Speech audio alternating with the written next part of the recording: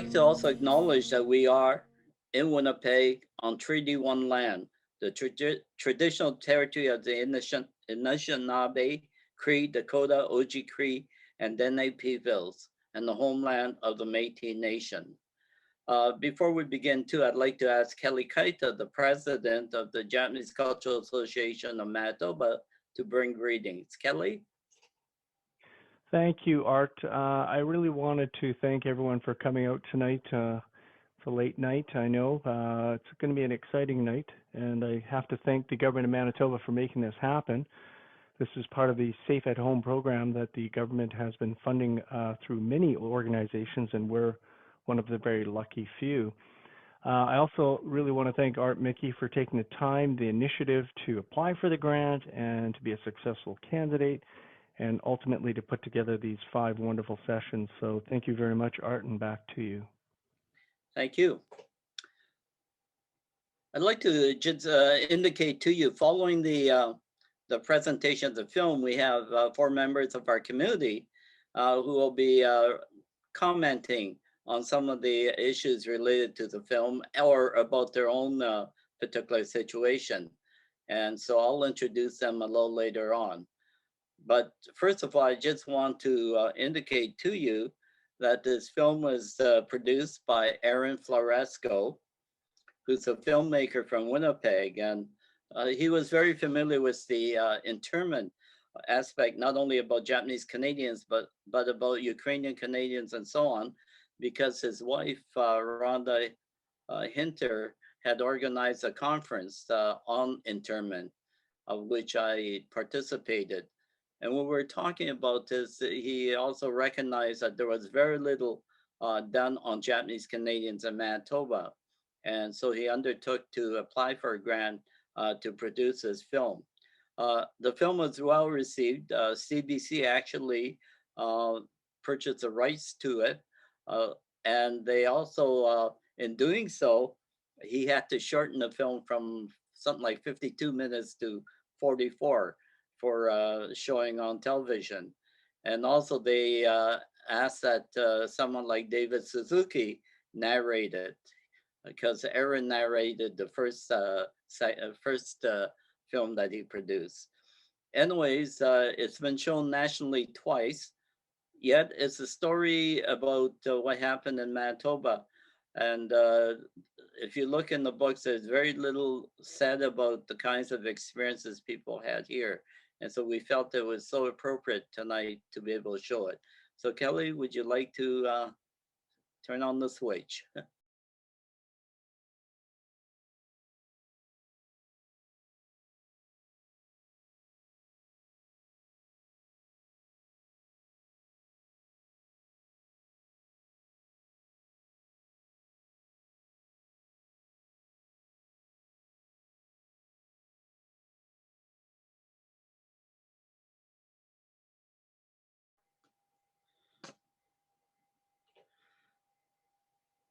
Well, thank you very much. I have to apologize. That was not David Suzuki who was narrating.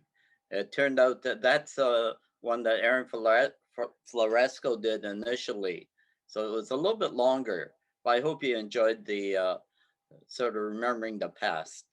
At this point in time, we were going to invite some of our guests to make some commentary. And so I'd like to welcome, oh, by the way, I just want to mention that for anyone who might be interested in this video, the 2 versions are actually for sale at the Cultural Center for $20. I think there are still a few films left, videos left, if anyone is interested. Well, this evening we also have 4 people from our community. I'd like to do a brief introduction, and we'll know a lot more about them as they talk.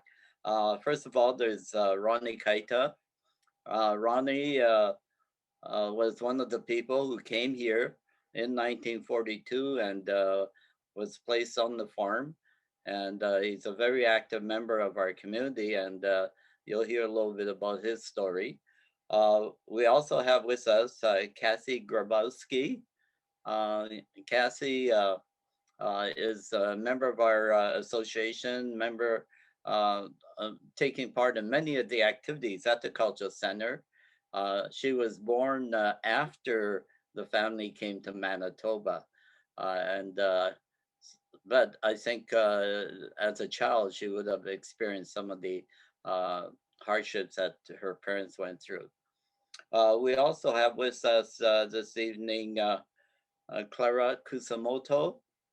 Clara is of mixed background. Her interest, she's a school teacher and working in the Winnipeg School Division. But Clara was involved in the program through the University of Victoria on landscapes of injustice, which is really doing a lot of research on Japanese Canadians. And maybe she could elaborate on that, her experience there later on. And finally, we have Yuhito Adachi. And Yuhito, congratulations. I didn't realize you just had a young son. When was it? Yesterday? Anyways, when was your son born?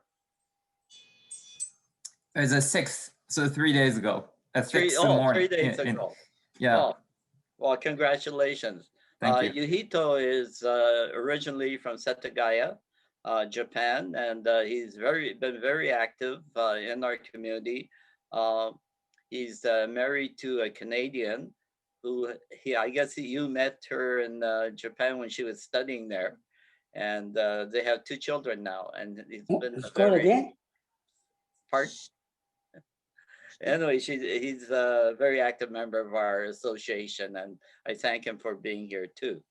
The first question I'd like to ask everyone is just asking each person to indicate where they were born or when they came to Manitoba. Or if you were born in Manitoba, could you indicate when your parents or families came and the reasons for them coming here? So I'm going to ask Ronnie to begin. Start now? Yes, you're on.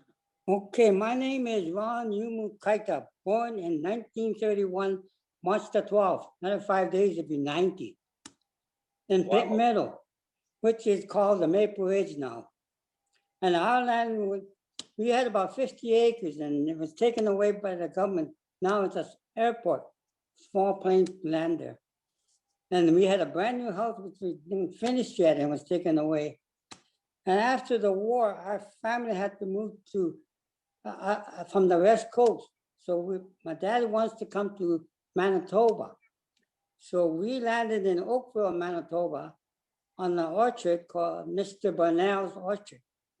And we stayed there 2 years. And after that, we moved to Curtis Siding to Tully Farm. And we did sugar beets and harvesting there, milking cows. And there were 10 Japanese families living there. I don't know if you want the name. Yeah. And after the 3 years on Tully Farm, my dad wants to buy our land in outskirts of Winnipeg. So we moved to Medichurch, Manitoba. And we had a few acres there and we grew flowers and vegetables. And we had stand on the highway to sell the flowers and vegetables. In 1950, we started a flower shop, Roy's Florist, on Notre Dame. And we stayed there for 50 years. And after that, 50 years, my son took over. Yeah, so then after that, during the war, we couldn't even go in the restaurant. They said, sign on the door, no Japs allowed. So we couldn't even go in the restaurant.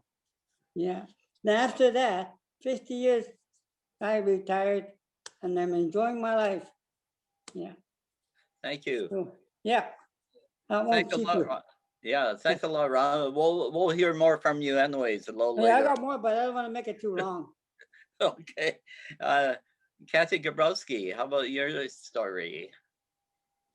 Hi, Art. I was born in Winnipeg, Manitoba at the Grace Hospital in 1947. So I was born 2 years after World War II ended.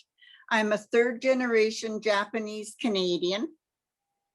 I am the eldest of 3 siblings of my parents, Fred Hinatsu and Catherine Teruku Fuji, who were evacuated from Pitt Meadows, BC to Manitoba in 1942. The Hinatsu family were sent to Curtis Siding to work in the sugar beet farms. And I recently learned that it happened to be the Tully farm. So to me, that was an amazing fact-finding result. The Fuji family went to the sugar beet farms in Letellier, Manitoba. And and that's all I had to say about that. Okay. Well, thank you, Kathy. That's great. You're welcome. Okay. Clara, would you like to say a few words now? Hi, yeah, I was born in Winnipeg in 1981 at St. Boniface Hospital, and my parents came over in the 70s. So my dad came from Japan and my mom came from Italy in the 70s. So my dad first went to Toronto, but it reminded him too much of Japan with the big buildings and lots of people and having to commute to work. So there's a job opening in Winnipeg, and so he came to Winnipeg, and my mom came to Winnipeg to visit her sister, and then they met and they got married and stayed. And I have a older sister and a younger brother. Okay, thank you. And Yuhito, how about you? Well, I'm from Japan. I said a guy is happened to be at the Winnipeg's sister city. Well, there were some kind of you know, the motivation back there with some Winnipeggers, Japanese Canadians actually. So there's quite a history there, and then that I found the University of Hokkaido. There's an article talking about the how the Setagaya and the Winnipeg actually got together and became the sister city. But I came to Winnipeg at 2014, January 27th, and so it's turned a seventh year in Winnipeg, and then I got a house and got married, and I have 2 kids now, and so I we created the another Japanese Canadians in Manitoba, adding a little bit of population to it, and yeah, well, you know, over time it's been a lot of Japanese Canadians are helping me out for the settle in Winnipeg and so on and so on. So I just tried to just giving back to the community for the whatever that I have as a knowledge of Japanese culture. So thank you. That's great. I was going to ask you, all of you, what you took away from the film that you were watching this evening. What was something that stood out for you in watching that film? Clara, I'll start with you this time. Sure. So you mentioned before I was part of the Landscapes of Injustice program. It was a 2-week course put on by the University of Victoria, and it was with 10 teachers across Canada and 10 University of Victoria students. And so we had a bus tour for 2 weeks, for a week and a week of studies. And on the bus tour, we were with community members. So on that trip, I learned a lot, specifically about interior BC and the relocation to the interior and visiting those internment camps. And this film really sort of extended my knowledge to connect with Manitoba, and so connect to home and make that connection clear. Thank you. Kathy? I thought the film was very informative, and it made special for me was that I knew the people and met most of the speakers that were in the film, and to hear their stories was very enlightening. And I admire the resilience of the Japanese people during the hard times that they had, and they had no malice or that much anger when they're telling their stories. And I believe it's important to hear their stories as it depicts our heritage and history for the future generations to come. And what impressed me the most about the film was the hard work and dedication that Art Mickey and the NAJC community spent to pursue and achieve the apology from the Canadian government and the compensation through redress for the Japanese Canadian people. So I would like to say thank you to Art and the NAJC for their endeavors. And I am so proud to be called a Japanese Canadian. Thank you, Kathy. Very nice. You're welcome. Yuhito, your comments. Okay. Well, you know, like that movie is very good, especially for those like. They come and they give us enough money. Oh, Why not? Or like those the newcomers like me, because you know, in Japan, and nothing we are talking about the Japanese Canadian face to this kind of injustice. Well, a little bit about the United States, but I don't know why. I don't know the reason why there is nothing talking about the Japanese Canadian experience. So when I moved here, like I really didn't have any clue about the Japanese Canadians here in the Manitobas are relocated from the BC and the West Coast, right? So that was a shock to me when I heard of it the first time, and then the Art and Keiko gave me lots of books that I can actually read it through, how it happens, and how those the Japanese relocation was the plan by the government. And then this movie actually explains it very well.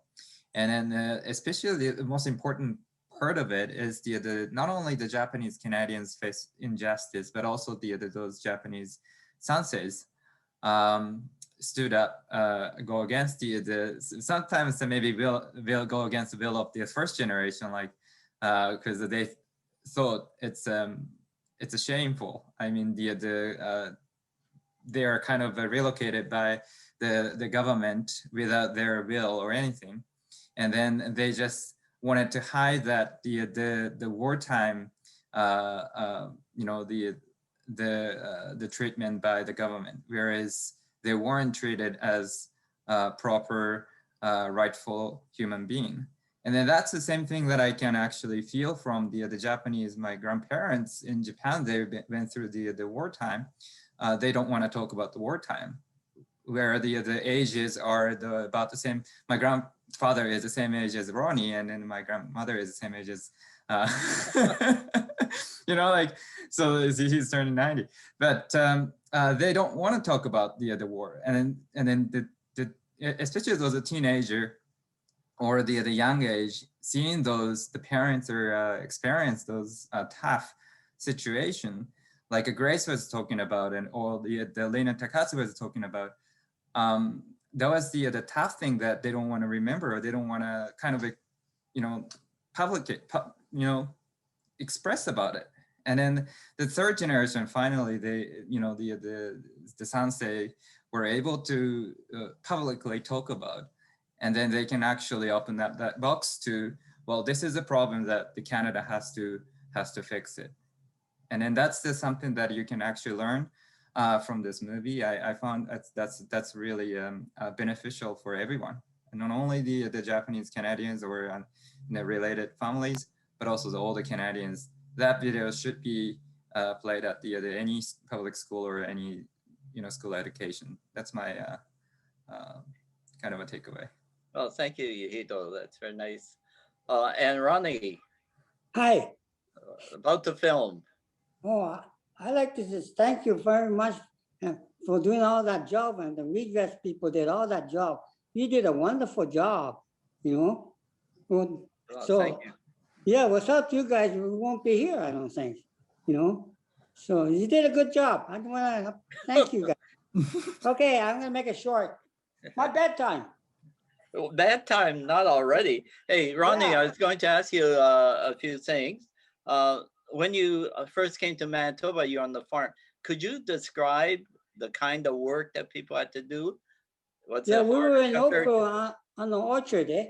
Yeah. And all my sisters and brothers, they were working on the orchard.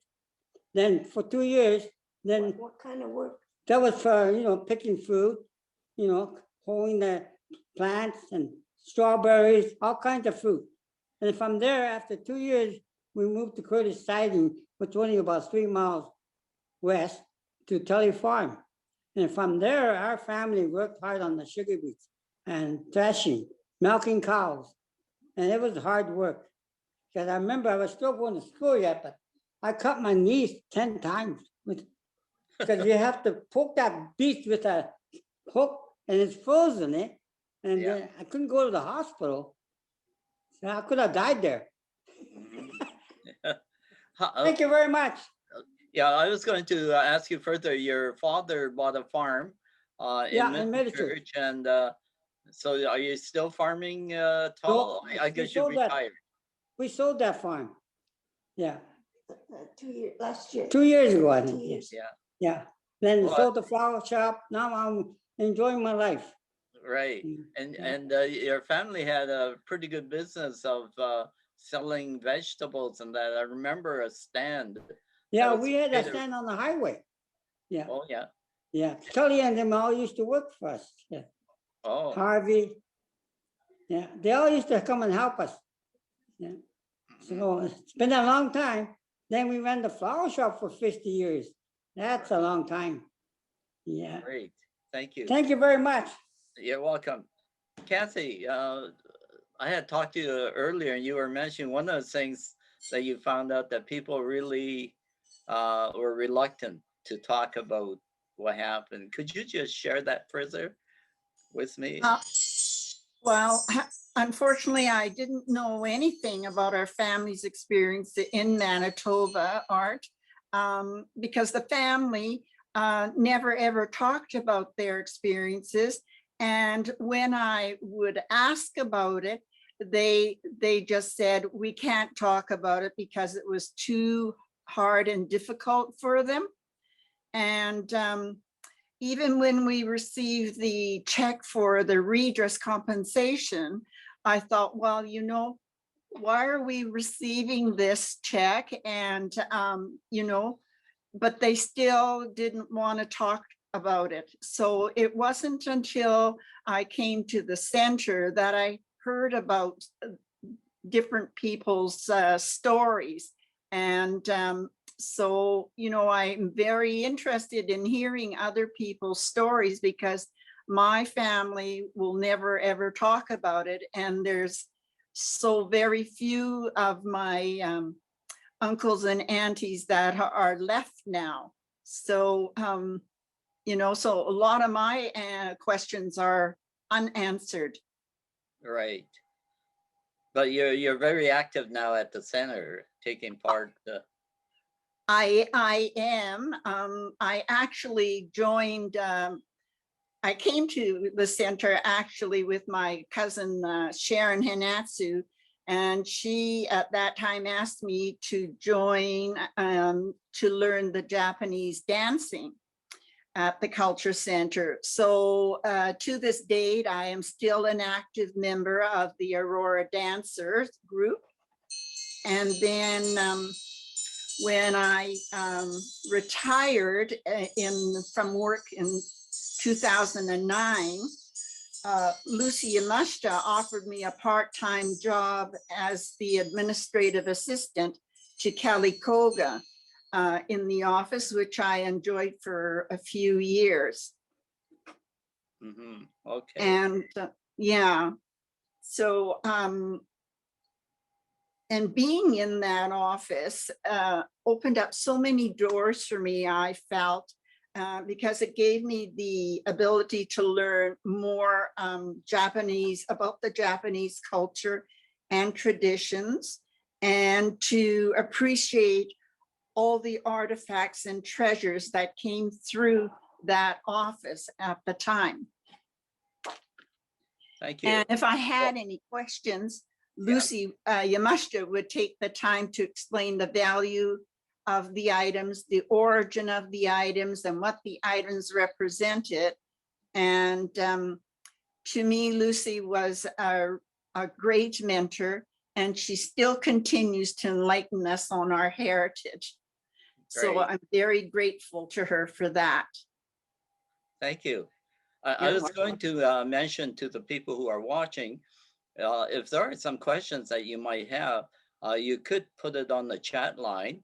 And after we finish with discussing it with the 4 people, we'll open it up. So if you have any questions that come to mind as you're watching, please either put on the chat line or we'll open it up for questioning after. Clara, I just wanted to talk to you.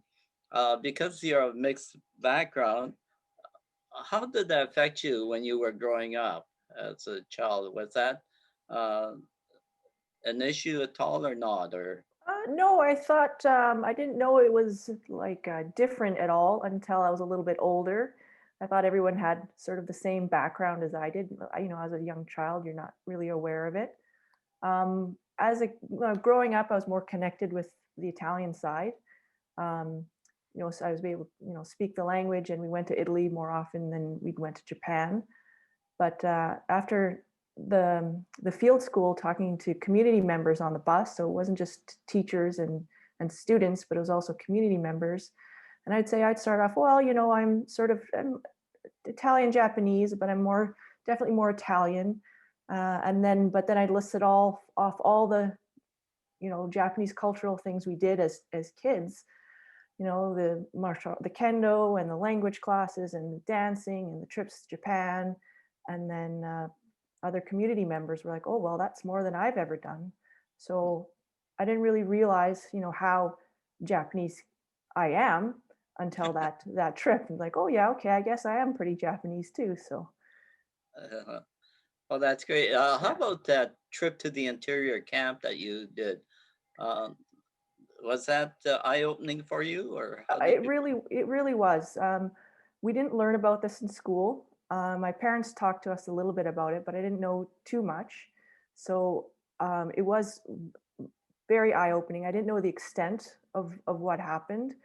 And then back at the university, we went over lessons on how to teach this to students. And so then last year before COVID, I taught a unit on internment and justice and equality and fairness with my grade 6 students, and they really learned a lot. It was very impactful for them and for me. Great, thank you. Yuhito, just, I know that you're personally very influenced by your Japanese culture and heritage, and now that you're part of Canadian society,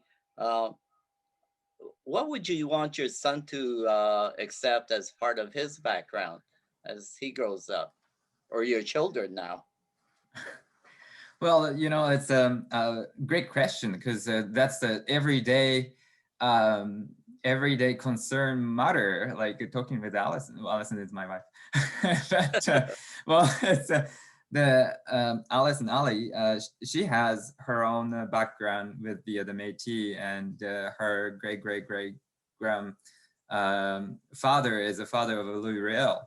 Wow. So like talking about those kind of human rights and injustice situation from the French side in Canada, and that's also very important for my son. But at the same time, the influence of the Japanese culture to my kids is obviously way more stronger than what Allison can contribute. And but the one thing is very I found interesting is that in the May 5th is the Children's Festival, or Boys' Day. And my father sent me the humongously gigantic koinobori, the carp kite or something like that. And that's actually huge, because it's 6 meters, the biggest one. Wow. And has the 5 of them. And we are in Charleswood, Winnipeg. I was hesitate to fly that because I was worried if, you know, never thought that is too much expression of Japanese culture, pushing to or whatever things. And then Allison said, you know, like, you know, that's ridiculous. So you should just fly it because you're proud of Japanese culture, and then you like it, right? And then my father sent it to me anyways. So right. I put it up, and then was during the COVID situation, because last year May, everyone was just so cooped up in the inside of a house, and then everyone was so depressed by that the very closed the world. I was actually got a lot of comments about, well, thank you very much for flying the carp kite, because that actually brightened up the everyone's like, there is something that a new thing that they can learn in Canada, and then they said that's the almost like a symbolic of the Canada is the culturally diverse. So like that experience from last year made me more. I think this is a good idea to teach as much as Japanese culture to my kids, and then of course at the same time my kids can decide what kind of a way they want to go. But as much as I don't force them to do something, but to have experience within the household, and then let them to be more curious about it. And if they decided to learn more, and then go ahead, just become more university professor, whatever, the historian or anything, or activists like you, like Art. But I think the Japanese culture has very rich in history, and also the diversity. If you learn more the historical side of the Japanese culture, there's a lot of Chinese influence, Vietnamese influence, or the some of Westerners influence. A very interesting culture. So what I want to, my hope or my wish to my kids is that to be like about Japanese culture. Don't feel the shameful, or don't feel the regret being Japanese Canadian. So Right. yeah. Thank you. Oh, that's very good. Thank you. I'd like to just, the film demonstrated how racism played a role in what happened to Japanese Canadians, the dispersal, the internment, etc. Would anyone like to share whether you faced any type of racism personally? Ronnie, how about you? You have to unmute yourself. Oh, Ronnie, you're still muted. I want to talk to you. There you go. Yeah, we were discriminated. We couldn't go to the restaurant. I wanted to eat Chinese food, or and they won't let us in. And they have a big sign on the door, no Japs allowed. So No. I thought that was bad. How did it make you feel when you see things like Oh, that? I feel bad. I think I'm a real low people, like a slave, So I don't know. We couldn't do nothing for a few years. My sister worked in housework in the River Heights, and they were treated bad. Just because they were Japanese, they were really treated bad. But they had no choice. We got to make money somewhere, Yeah. Well, that was a different time, though, wasn't it? Well, that sure was. Yeah. Yeah. How about you, Kathy? Growing up did you encounter any racism at all, do you think? Or No, when I went to school, I didn't experience any racism at all. I might have heard a few Japanese slang word like you're Jap or something, but it was never anything directed to me. And our family, we kept to ourselves quite a bit, and we blended, we tried to blend in, I guess, with the community around us, So for me, there was no racism at that time. And I think because I was born so much later, that, things had kind of settled down by that time. Okay. Clara, any comments there? There have been a few little incidents, like I was yelled at once, but I think it was just stupid people in a car. I yelled like derogatory terms, just Jap, and I was sort of shocked as a teenager, so I didn't really know what to do. And then, you know, like at school, my mom would make these beautiful little bento box lunches. So kids would be like, oh, what are you eating? But now it's funny because now sushi's all the rage. So they're, Yeah, that's right? right. So it's kind of funny. And that, or, you know, people think they have the right to know like what I am. And if I say Canadian, or if I say I was born in Winnipeg, it's not enough for them. And they feel like they have a right to know exactly what I am. And well, no, where were you born? I was born here. Well, where were your parents born? It's none of your business, really. Sometimes I answer, and other times I just ignore it. Yeah. Okay. How about you, Yuhito? Well, you know, it's my experiences. Sometimes it was rough because the first job that I got was the accounting firm at the like one of a skyscraper in the downtown. That was actually fine. I felt some people said, well, like, well, you Japanese eat raw fish. That's kind of gross kind of things. The comments I heard, but it's well, it wasn't kind of, you know, like well, that's, you know, like dislike kind of things, right? But after that, actually, with the work permit issue comes along, and I have to find a job, whatever I have to get. And then once that came into some kind of more severe discrimination towards the Asian culture. So I was working as a representative, the sales representative, and from the customer, some of those wordings, or the worst thing was my bento was put it into the garbage bag, and then put it besides the garbage bin, because the manager thought that the smell, the funky smell coming from my bento. And then funny things though, the bento was prepared by Allison, who is who is the British Métis, and then she made the ribs, and inside was ribs. So like not even Japanese food inside.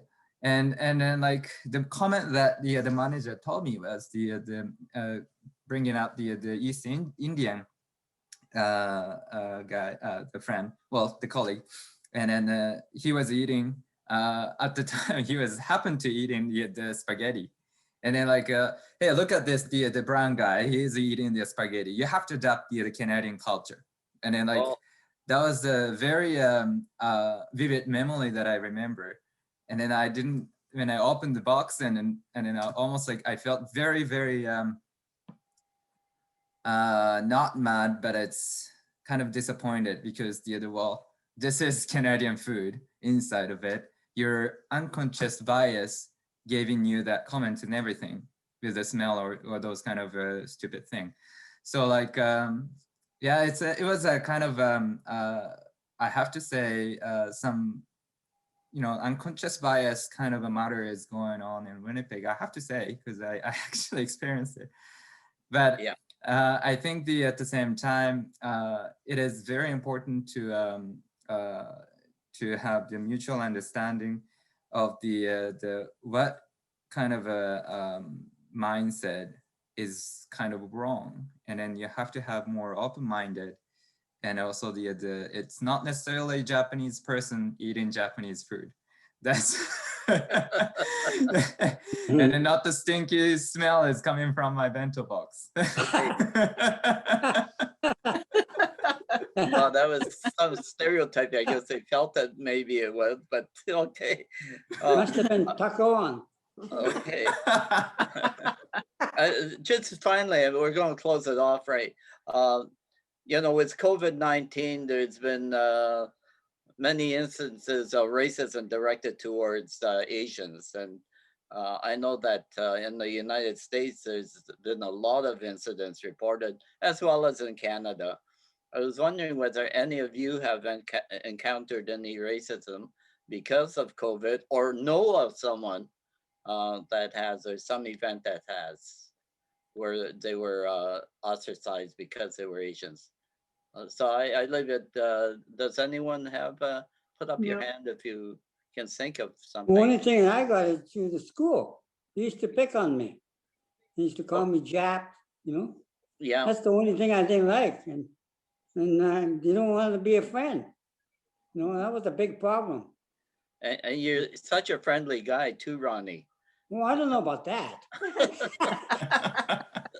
How about the teacher's pet? Oh, there you are. Well, maybe that was why. Anyone else? Any comments, Clara or Yahito? No? No. You know, at this point, I want to thank all four of you for taking part. And that was very enlightening. And I think because there are a number of people watching, I'm just going to invite them to ask questions of any of you. Kelly, has there been any on the chat line at all? No, Art, just a lot of thank yous to you and the NAJ, and thanking the panelists for such a wonderful and open discussion. It's very informative. Keep up the good Okay. work.